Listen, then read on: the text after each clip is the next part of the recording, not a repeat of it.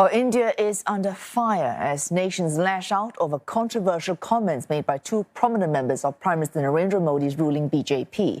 Suspended Bharatiya Janata Party spokesperson, that's Nupur Sharma, is asking for police protection. Oh, she says she has been getting death threats over her remarks about Islam and the Prophet Mohammed. The comments from Ms Sharma and Delhi's media chief Naveen Kumar Jindal have sparked diplomatic outrage from Muslim-majority countries. The Prime Minister's party has frequently been accused of acting against the Muslim minority. It says the comments were contrary to the party's position and stressed that it does respect all religions. Ms Sharma has been suspended and Mr Jindal has been expelled. All that, though, has done little to quell anger at home and abroad. Demonstrators have been rallying in Mumbai since last week, demanding further action. The Indian government also struggling to contain the fallout on an international scale. At least 15 countries have lodged official protests over the comments.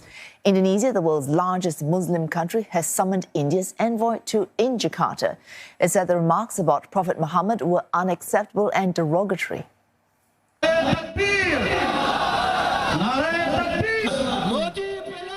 In Pakistan, several supporters of the Islamist party Jamaat Ulema-e-Islam took to the streets of Karachi. They want a diplomatic and economic boycott of India. Other countries also responding strongly, with one Kuwaiti supermarket pulling Indian products from its shelves.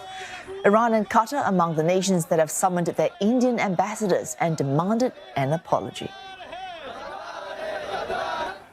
And Ishan Garg joins us live from New Delhi. Ishan, aside from punishing officials behind those remarks, what else is the BJP doing to contain this uproar? Can it actually defuse the situation?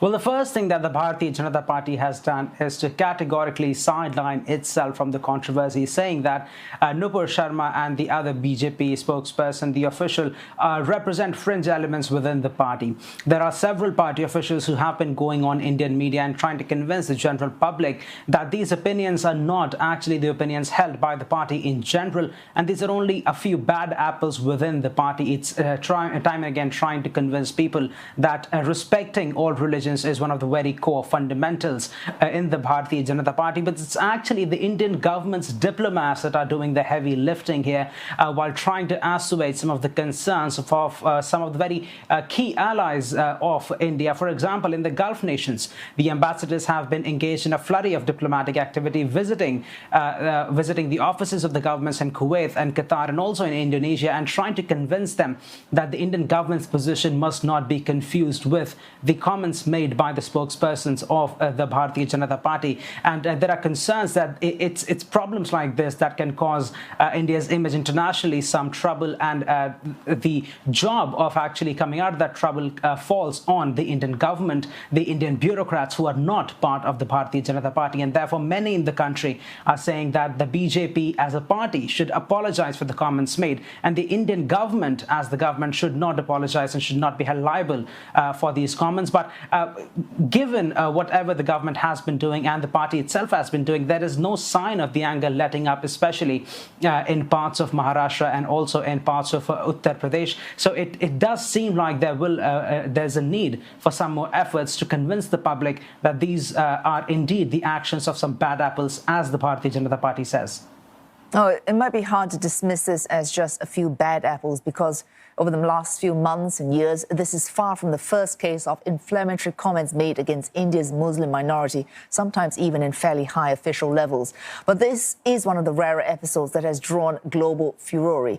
Can we then expect something to change within the country because of this latest incident?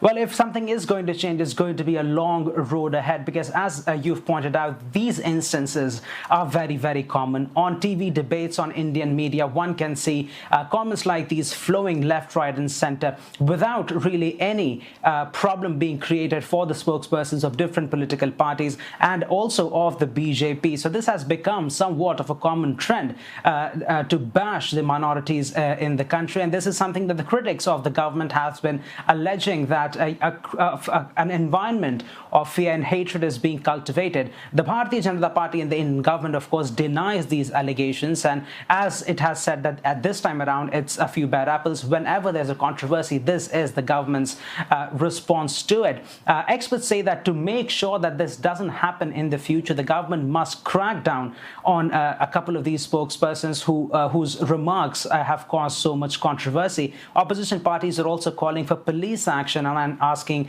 that these people be prosecuted under the Indian law. So these are some of the steps that people are asking the Indian government to take. And apart from that, there is also calls for new regulations on the media under which such offensive content should not be allowed to be broadcast on TV and therefore consumed by the public. So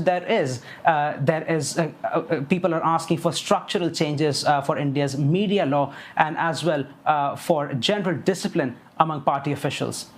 Thanks for the Ishan Garg in New Delhi speaking to us there.